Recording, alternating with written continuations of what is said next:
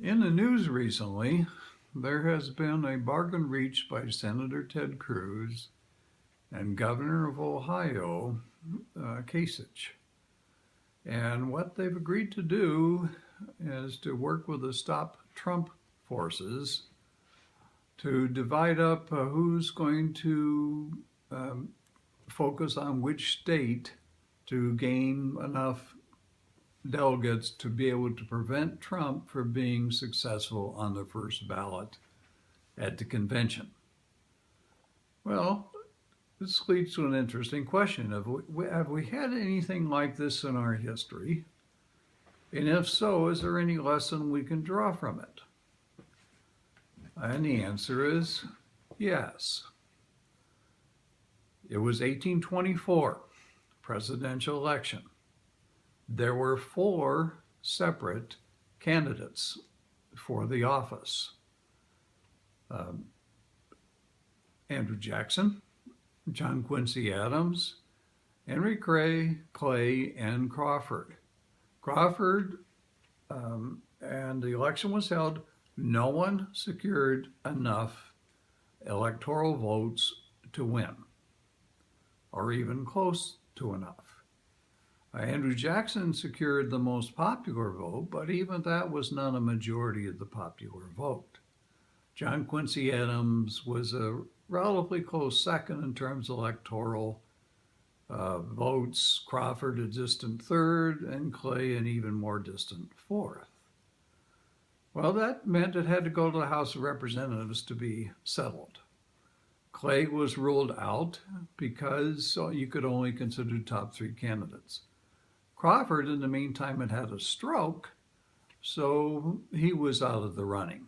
So you have two candidates and only two for the office. What happens is Henry Clay he's Speaker of the House.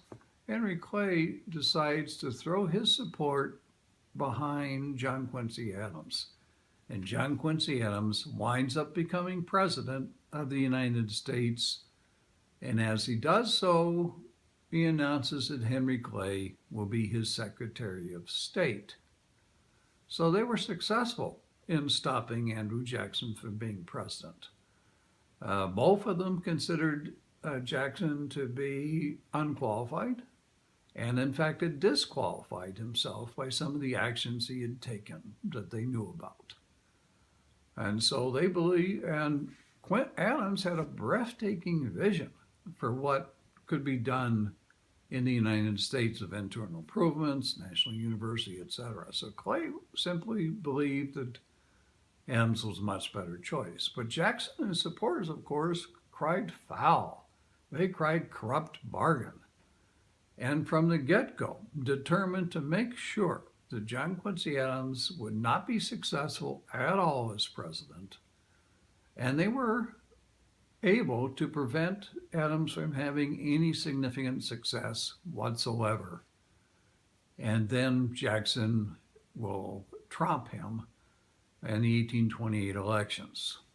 So this collaboration to stop Jackson, though it worked initially, didn't.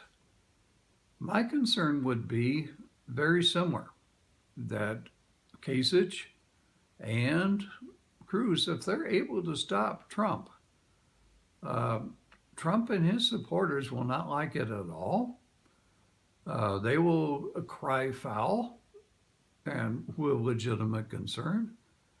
And that whoever is nominated other than Trump will, on the Republican side, if they become president, will almost certainly not be successful as president.